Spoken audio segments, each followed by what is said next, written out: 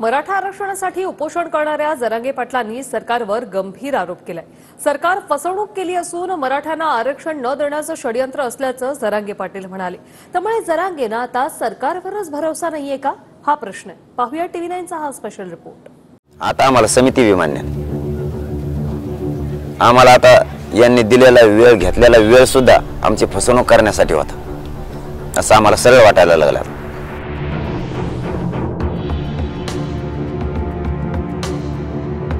जरांगे पाटलांनी आता सरकारनं पहिल्यांदाच थेट फसवणुकीचा आरोप केला। सरकारनं आमची फसवणूक केली, शिंदे समितीला कुणाला विचारून 2 महिन्यांचा वेळ वाढवून दिला, असा सवाल जरांगे पाटलांनी मुख्यमंत्र्यांना केलाय। आता आम्हाला समिती विमान्य, आम्हाला आता यांनी दिलेला वेळ घेतलेला वेळ सुद्धा आमची फसवणूक करण्यासाठी होता असं आम्हाला सरळ वाटायला लागलं। समितीला मुदतवाढ कशामुळे दिली तुम्ही? कोणाला विचारून दिली? कोणाला विचारून दिली तुम्ही मुदतवाढ? तुम्हाला कशासाठी मुदतवाढ पाहिजे? समितीने सरकारला विचारलं, सरकारने समितीला विचारलं, तुम्ही कोणाला विचारून त्याला मुदतवाढ दिली? तुम्ही तिला 50 वर्ष मुदतवाढ देताल, मराठ्यांनी का तवर थांबायचं का? आता मराठा आरक्षणासाठी 40 दिवसांची मुदत घेताना सरकारनं माजी न्यायमूर्ती शिंदे यांची समिती स्थापन केली। मराठवाड्याच्या 8 जिल्ह्यातील मराठ्यांच्या कुणबी नोंदी शोधण्याचं काम ही समिती करते। आता या समितीला 2 महिन्यांची मुदतवाढ देण्यात आली आहे। मात्र यावरून जरांगे पाटील चांगलेच भडकले। 2 दिवसांआधी मुख्यमंत्री शिंदे आणि फडणवीस दिल्लीला गेले होते। स्वतःच्या खुर्च्या टिकवण्यासाठी मोदींकडे गेले होते का, असा सवाल जरांगे पाटलांनी केलाय। आता विश्वास मी कसा ठेवायचा? कसा ठेवायचा सांगा ना? आहे माझा, पण कसा ठेवायचा सांगा? मुख्यमंत्री उपमुख्यमंत्री पंतप्रधानाकडे जातात। तुम्ही तुमच्या स्वार्थासाठी गेले होते का? खुर्च्या टिकवायला गेले होते का? महाराष्ट्रात प्रचंड मोठं गोरगरिबाचं आंदोलन सुरू, या लेकरांचं चांगलं व्हावं हे सांगायला गेले होते। असे हजारो पुरावे आहेत, तरी तुम्ही आरक्षण देत नाहीत। याचा अर्थ तुमचं षडयंत्र आहे की मराठ्यांना आरक्षण द्यायचं नाही। पुरावे सापडले तरी द्यायचे नाही। मराठा समाज मागास सिद्ध झाला तरी द्यायचं। मराठ्यांचे पोरं मोठे झालेच नाही पाहिजे असं षडयंत्र तुमचं दिसतंय। तुम्हाला सुट्टी नाही। तुम्हाला वाटत असताना मला निवांत झोप येते, तुमचे पुढच्या 2-4 दिवसात झोप सुद्धा उडणार आहे। जरांगे पाटलांच्या उपोषणाला 3 दिवस झाले। 3ऱ्या दिवशी त्यांची तब्येत काहीशी खालावली आहे। मात्र उपचारास जरांगे पाटलांनी नकार दिलाय।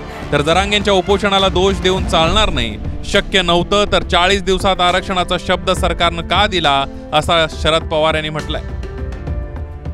त्यांना 30 दिवसाची मुदत दिली होती, त्यांनी आणखी काय वाढवली ती सुद्धा जरांगेंनी दिली होती आणि त्या कालावधीत हे काम होईल असा त्यांना विश्वास दिला होता। ते झालेलं दिसत नाही। असं आहे की जे करणं शक्य नसेल तर असा सौजन्य देऊ नये, पण इथं दिला आहे असं कायमाफीशी दिसतं आणि त्यामुळं उपवास करणाऱ्यांना दोष देता येणार। पंतप्रधान महाराष्ट्रामध्ये येऊन गेले, शिर्डीला गेले। मला खरं अपेक्षा अशी होती की ते आता जो एक प्रश्न धुमसतोय आरक्षणाचा, त्या आरक्षणाबद्दल काहीतरी पंतप्रधान बोलतील, कारण हा त्यांच्या अखत्यारीतला प्रश्न आहे, पण त्याच्याबद्दल काही बोलले नाही। हे वैशिष्ट्य आहे त्यांचं।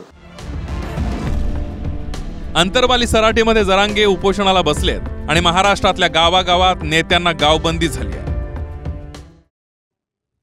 ही गावबंदी तोडणाऱ्या नेत्यांना मराठा तरुणांच्या रोषाला सामोरं जावं लागतंय। गावबंदी असताना खासदार प्रताप पाटील चिखलीकर नांदेडच्या अंबुलगा गावात आले। यावेळेला त्यांच्या ताफ्यातील 3 वाहनांची तोडफोड झाली आहे। कोल्हापुरातल्या पाटगावात पालकमंत्री हसन मुश्रीफांना मराठा आंदोलकांनी घेराव घातला। मुश्रीफांचा ताफा अडवून मराठा आंदोलकांनी मुश्रीफांच्या राजीनाम्याची मागणी केली आहे। परभणीमध्ये ठाकरे गटाचे परभणीचे आमदार राहुल पाटील यांच्या मानवत गावातल्या कार्यक्रमात मराठा तरुणांनी गोंधळ घातला।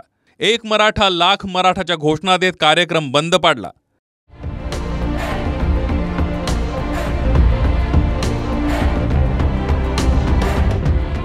पंढरपूरमध्ये आमदार समाधान अवताडेंची गाडी मराठा आंदोलकांनी अडवली आणि मराठा आरक्षणाबाबत जाब विचारला।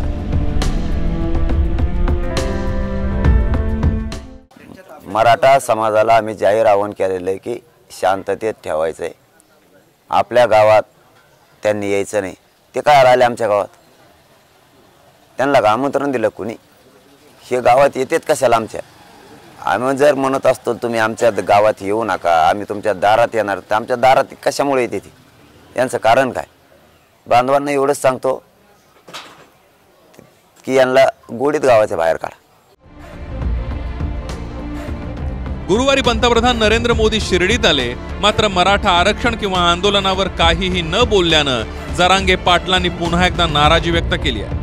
तर पंतप्रधान आणि मुख्यमंत्र्यांचा भंपकपणा असल्याची टीका राऊतांनी केली आहे. समाज शांत यासाठी होता किंवा समाजाला असं वाटलं होतं की पंतप्रधान हा विषय आता हाताळतील आणि मुख्यमंत्र्याला किंवा महाराष्ट्रातल्या सरकारला सांगतील हा विषय मार्गी काढण्याबाबत. कारण मराठ्यांच्या मनात पंतप्रधानबद्दल काही पाप नव्हतं, मराठ्यांच्या मनात त्यांच्याविषयी काही वाईट भावना नव्हती. जर मराठ्यांच्या मनात त्यांच्याविषयी वाईट भावना असती तर मराठ्यांनी त्यांचं विमानसुद्धा शिर्डीला खाली उतरू दिलं नसतं. पण मराठ्यांच्या मनात त्यांच्याबद्दल काही वाईट भावना नव्हती. मिस्टर मोदी, मिस्टर एकनाथ शिंदे, आपण शिर्डीला येता, भंपकपणा करता आणि दुसऱ्यांकडे बोट दाखवता. महाराष्ट्रामध्ये मराठा आरक्षणाच्या मुद्द्यावर एक तरुण नेते मनोज जरांगे पाटील हे उपोषणाला बसले दुसऱ्यांदा. आपण शब्द देऊन देखील या सरकारनं पाळला नाही. खरं म्हणजे मुख्यमंत्र्याकडे बोट दाखवून त्यांनी विचारायला पाहिजे होतं, मुख्यमंत्री आपण काय करताय? आपण मनोज जरांगे पाटलांना माझ्याकडे दिल्लीत घेऊन का आला नाही हे त्यांनी विचारायला पाहिजे होतं. टिकणारं आरक्षण देणार असं वारंवार मुख्यमंत्री म्हणताय. अर्थात आता सरकार ठोस वेळ सांगू शकत नाहीये आणि जरांगे पाटील सरकारला अधिक वेळ देण्यास तयार नाहीये.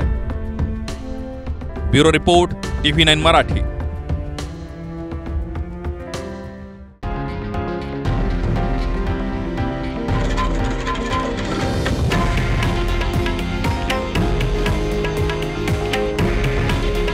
हे आहे देशातील नंबर 1 न्यूज नेटवर्क आणि आपण पाहत आहात TV9 मराठी.